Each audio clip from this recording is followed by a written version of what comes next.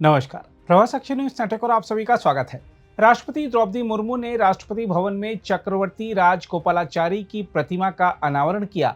यह प्रतिमा उस स्थान पर स्थापित की गई है जहां पहले ब्रिटिश वास्तुकार एडविन लुटियंस की प्रतिमा लगी थी।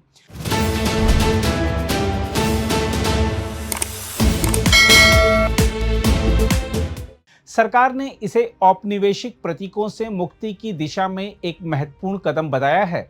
यह कार्यक्रम राजाजी उत्सव के अंतर्गत आयोजित हुआ, जिसमें उपराष्ट्रपति और कई केंद्रीय मंत्री उपस्थित रहे।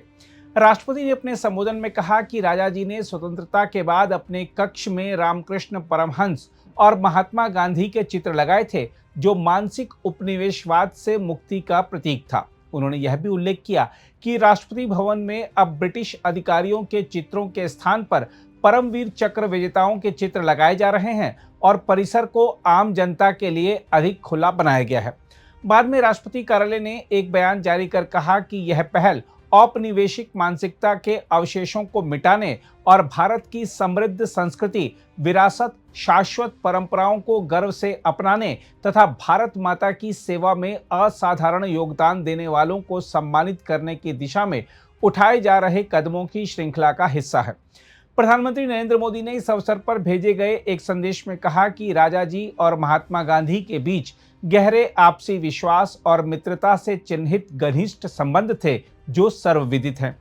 देखा जाए तो प्रधानमंत्री नरेंद्र मोदी ने कई अवसरों पर गुलामी की मानसिकता से मुक्ति का आह्वान किया है। मोदी सरकार का तर्क है कि केवल राजनीतिक स्वतंत्रता पर्याप्त नहीं है, मानसिक और सांस्कृतिक स्वतंत्रता भी आवश्यक है।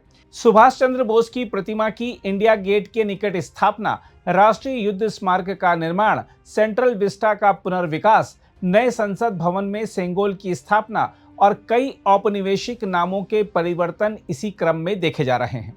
राष्ट्रपति भवन में लुटियंस की प्रतिमा हटाकर राजाजी की स्थापना इसी वैचारिक धारा का विस्तार है।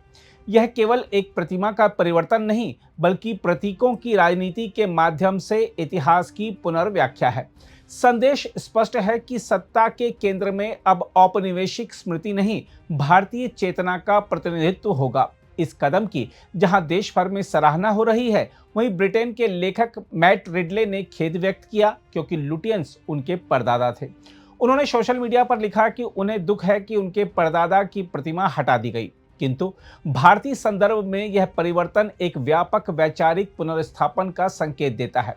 हम आपको बता दें कि राजगोपालाचारी, जिन्हें स्नेहपूर्वक राजाजी कहा जाता है, स्वतंत्र भारत के पहले और एकमात्र भारतीय गवर्नर जनरल थे।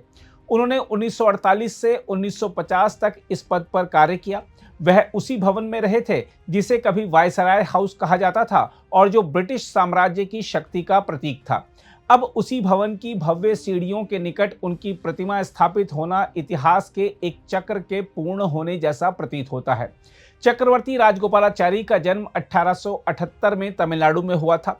वह पेशे से वकील थे। वह स्वतंत्रता आंदोलन के सक्रिय सेनानी बने और महात्मा गांधी के निकट सहयोगी रहे। स्वतंत्रता के बाद वह भारत के गवर्नर जनरल बने। राजाजी का व्यक्तित्व बहुआयामी था। वह लेखक, विचारक और सामाजिक सुधारक भी थे। उन्होंने तमिल में रामायण और महाभारत की लोकप्रिय व्याख्याएं लिखी। वह नैतिक राजनीति और सादगी के प्रतीक माने जाते थे। हालांकि उनका राजनीतिक जीवन जटिलताओं से भरा रहा। 1937 में मद्रास प्रेसिडेंसी के प्रीमियर के रूप में उन्होंने स्कूलों में हिंदी को अनिवार्य किया, जिसका तीव्र विरोध हुआ और द्रविड़ आंदोलन को बल मिला। बाद में वह हिंदी थोपने के विरोध में भी खड़े हुए। 1959 में उन्होंने स्वतंत्र पार्टी की स्थापना की, जो आर्थिक स्वतंत्रता और सीमित सरकार की पक्षधर थी।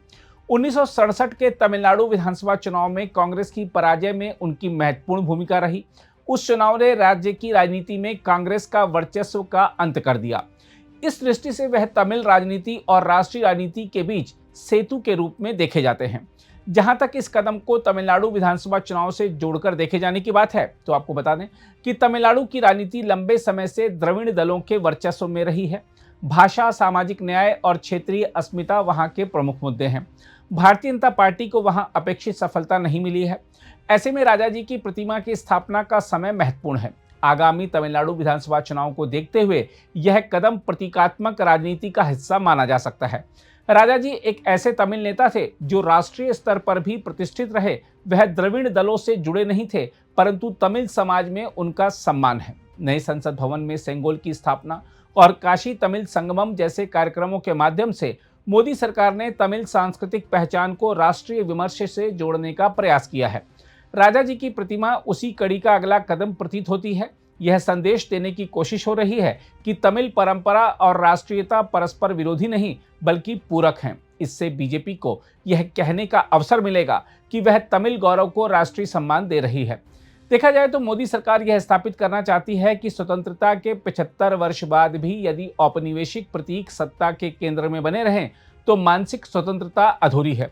इस दृष्टि से यह कदम गुलामी की मानसिकता को ध्वस्त करने के अभियान का हिस्सा है। हालांकि आलोचक इसे चुनावी राजनीति से जोड़कर देख सकते हैं, परंतु यह भी सच है कि राष्ट्र निर्माण में प्रतीकों की भूमिका महत्वपूर्ण होती है। यदि सार्वजनिक स्थलों पर भारतीय नायकों को प्रमुखता दी जाती है तो वह आत्मविश्वास को मजबूत करता है। तमिलनाडु के संदर्भ में यह कदम बीजेपी को वैचारिक और भावनात्मक आधार प्रदान कर सकता है। जिस भवन में गवर्नर जनरल के रूप में राजा जी रहे, उसी भवन में वह प्रतिमा के रूप में लौटे हैं, तो क्या इससे चुनावी परिणाम बदलेंगे, यह तो भविष्य बताएगा।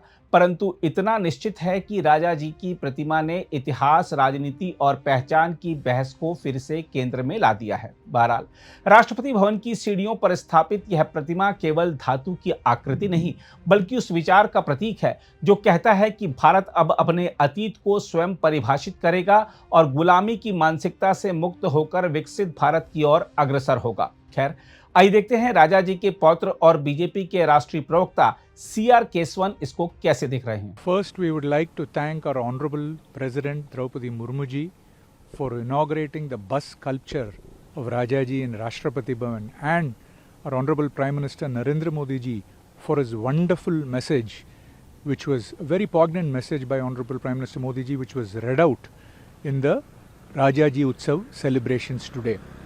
Rajaji was the independent India's first Indian head of state, and there are striking similarities between Pujya Rajaji, Prime Minister Narendra Modi ji and our Honorable President Draupadi Murmu ji. All the three of them came from very humble, non-privileged backgrounds, and all the three of them were defined in their public life by their simplicity, integrity, the way they were rooted in our civilizational Indian values, and very importantly, the way in which all the three of them championed the cause of social justice. Their unflinching patriotism towards our nation and their selfless commitment in uplifting the lives of our poor were blessed by our people, and all the three of them went on to occupy the highest constitutional offices in India. Pujya Rajaji would have been so proud and happy the way in which Prime Minister Narendra Modi ji is ushering in a new India, dismantling symbols of slavery and the colonial mindset, and ensuring an Atmanirbhar, self-reliant India. It is very important to point out here that in 1948, when Rajaji was the Indian Governor General here, staying in Rashtrapati Bhavan, there was a food shortage crisis which India was facing. So Rajaji as Governor General converted a 9-hole golf course here into an agricultural field, and he started wheat cultivation symbolically to reiterate and stress about self-reliant and Atmanirbhar Bharat. And Rajaji himself plowed the agricultural land. This is precisely what Prime Minister Narendra Modi ji is doing today, and India has become so proud, rooted in our civilizational values. And one thing which I would very pertinently point out today is, after independence for decades, erstwhile Congress regimes deliberately sidelined the glorious sacrifice and the selfless contribution of great leaders who had sacrificed for our freedom movement. But it has been Prime Minister Narendra Modi ji who has rightfully revived their glorious legacies and honoured them. And see the way in which Prime Minister Narendra Modi ji has honoured the legacies of Baba Saheb Ambedkar ji, of Sardar Patel ji, Netaji Bose ji, and today we see Pujya Rajaji being honoured today. We thank our Prime Minister once again for creating awareness among our younger generation and honour these great stalwarts who fought and were responsible for nation building and giving us freedom. अगर आप भी लेना चाहते हैं देश दुनिया की तमाम जानकारी तो आज ही सब्सक्राइब करें हमारे चैनल को। साथ ही नीचे दिए बेल आइकन को जरूर दबाएं ताकि हर अपडेट आप तक पहुंच सके।